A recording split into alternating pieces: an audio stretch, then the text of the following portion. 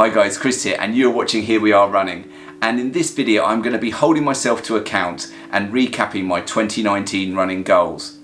But before we jump into that, if this is your first time here and you enjoy watching running content on YouTube, then be sure to hit the subscribe button right now so that you don't miss out on all my future videos. So my 2019 running goals, well, I'll put them up on the screen now so that you can see what they were, but in terms of success, well, it's probably fair to say there's a bit of a mixed bag there. But let's get stuck in and see how I got on. So goal number one was to run a sub 3 hour 45 minute marathon.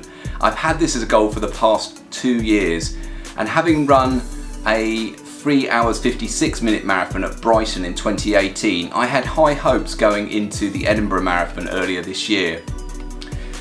But it didn't turn out the way I was hoping, and in fact it turned out for just trying to survive it in the end rather than get any sort of time goal. So I think we can categorically say that goal number one was not achieved. In early 2018 I set my half marathon PB with a time of 1 hour 39 minutes, and I wanted to try and beat that in 2019. I actually competed in 6 half marathons during the course of the year, but I never really came close to that time. Most of them were in and around 1 hour 47 minutes, and the best time that I had actually came at the big half, where I got a time of 1 hour 43 minutes. But they never really seemed to come at the right time for me to really go for that PB. They either came during my marathon training or back in the summer, where I was still not fully fit, still recovering really from the injury that I picked up during the Edinburgh Marathon. So in terms of a half marathon PB, it didn't happen, and goal number two, I'm afraid, was not achieved. I consider goal number three as a real stretch goal, and that was to achieve a sub 45 minute 10k. Bearing in mind that my 10k PB was 46 minutes and 10 seconds, which I achieved in early 2017. But over the course of the summer and autumn this year, I decided I was going to give the sub 45 minute 10k a real go. And it was really encouraging that by the time my fitness had improved in October and I took part in the Guildford 10k on an undulating course, that I finished it in a time of 45 minutes and 41 seconds. After that I entered the Battersea Park 10k, which was basically the flattest course I could find. And before that, leading up to that, I did a 4-week training block, which was really focused training on improving my speed at that 10k distance.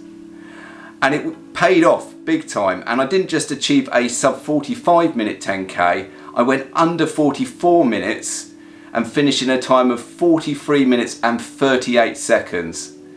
So I was delighted with that, and I certainly think that this was probably one of my biggest running achievements of 2019. Goal 4 was distance related, and I wanted to run a total of 2,000 kilometers across the course of the year. But as soon as I mentioned that in my goals video at the beginning of the year, somebody commented and said, well, why don't you set the target to be 2,019 kilometers for 2019? I don't know why I hadn't thought of that, but as soon as they mentioned it, I upped my target, and that was what I was aiming for. Now that works out at an average of 168 kilometers per month.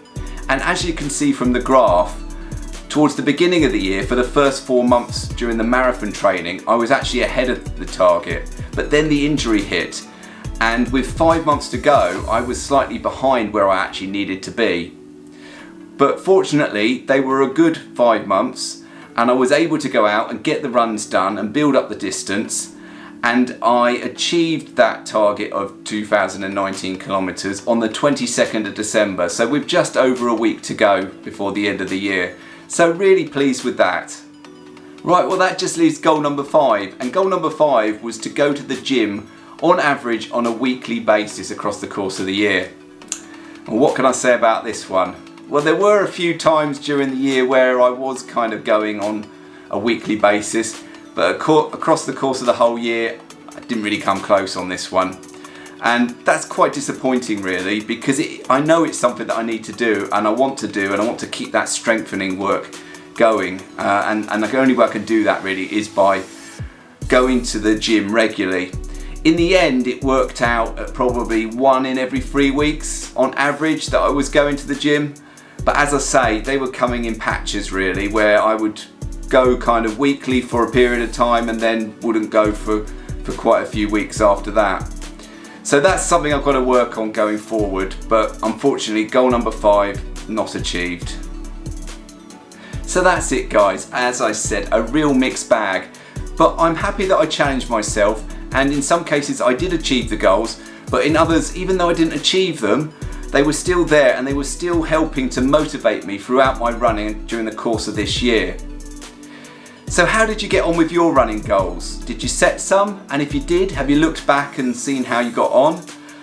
If you did, then drop a comment below to let me know, because I would love to hear from you. At the moment, I'm just in the process of finalising my 2020 running goals, and I will reveal them in a video on New Year's Day.